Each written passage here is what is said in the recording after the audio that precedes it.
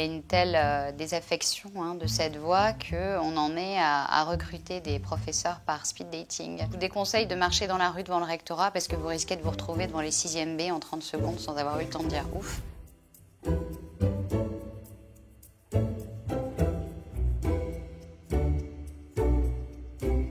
Sincèrement, on ne nous forme pas à ce type de terrain-là. Pour ces collèges qui souffrent d'une image assez caricaturale, ne les enfermons pas dans des catégories définitives. Ne perdons pas de vue ces élèves qui sont volontaires, ambitieux, qui veulent vraiment réussir. Et prenons le temps de nous demander si nous donnons vraiment à ceux qui sont perdus l'exigence et la bienveillance nécessaires pour les aider à sortir de cette situation-là.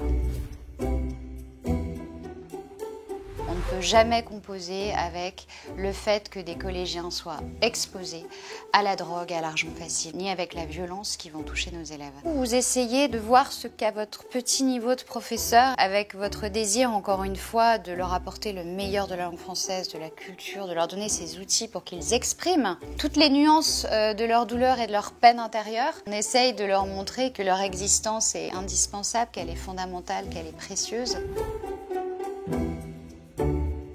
C'est très important de faire grandir les collégiens dans le beau.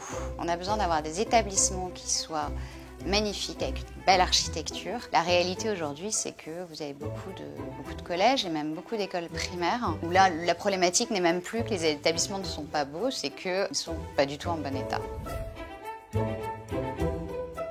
La situation est très préoccupante. Il manque plus de 3000 professeurs dans cette rentrée. C'est un métier qui autrefois avait une image sociale très positive. Aujourd'hui, ça n'est plus le cas. L'enseignement est devenu très critiqué, très exposé. Il y a une baisse du niveau général qui est affolante. On ne compte plus les collégiens qui se font agresser, qui se font harceler. Mais on ne peut pas, je crois, se dispenser du luxe de l'espérance. J'ai vu des transformations merveilleuses, tout à fait providentielles et inattendues. J'ai vu des élèves rentrer dans leur vie d'adulte, faire des études splendides et non seulement s'en sortir, mais briller. Et je crois que ça doit être ça, notre credo, se battre pour que l'éducation redevienne à la hauteur de ces existences qui nous oblige.